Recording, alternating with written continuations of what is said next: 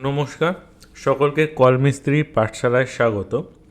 আমরা আলোচনা করছিলাম পাইপিং ইঞ্জিনিয়ারিংয়ের সংক্ষিপ্ত ইতিহাস নিয়ে, যেখানে আমরা লাস্ট আলোচনা করেছিলাম রোম সভ্যতার জল সরবরাহ এবং পাইপিং সিস্টেম নিয়ে।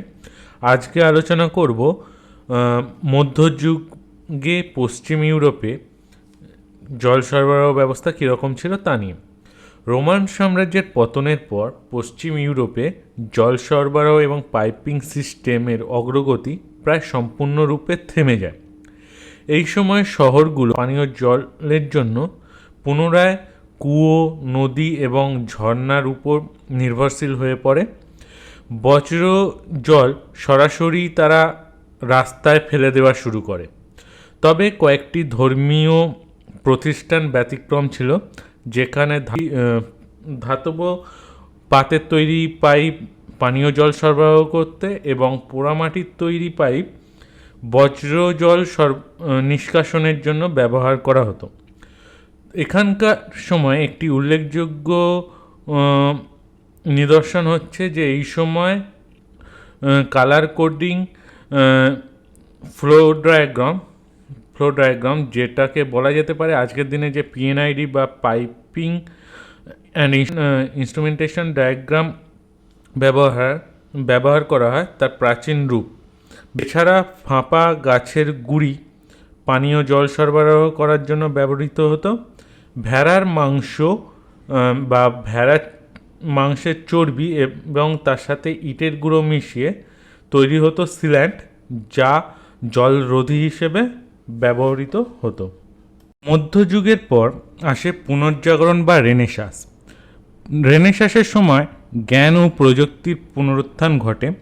এই সময় মুদ্রণ যন্ত্রের আবিষ্কারের পর বিভিন্ন জ্ঞান বিজ্ঞানের বই প্রকাশিত হতে থাকে। তার মধ্যে উল্লেখযোগ্য ছিল রোমান জল ব্যবস্থার ওপর ফ্রন্টিনাসের লেখা গ্রন্থ।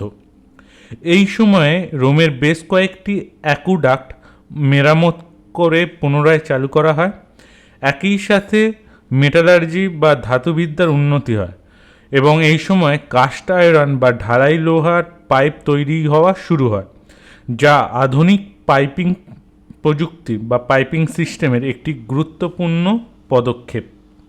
দ্য এজ অফ এনলাইটমেন্ট বা আলোকায়ন যুগ 1700 ও 1800 শতকে ইউরোপে পাম্পিং প্রযুক্তি এবং ঢালাই লোহার ব্যবহারে এক উল্লেখযোগ্য অগ্রগতি ঘটে।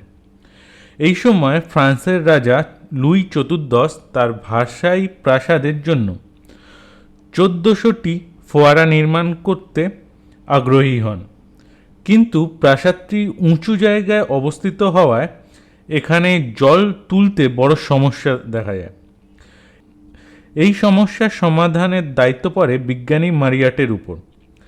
সীমাহীন অর্থ এবং অল্প সময় নিয়ে মারিয়াট কাজ শুরু করেন।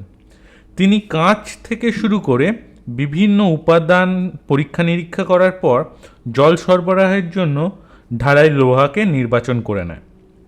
তার এই কাজ করার সময় তিনি বিমের বেন্ডিং রেজিস্ট্যান্স কীভাবে উন্নত করা যায় তাও আবিষ্কার করে ফেলেন।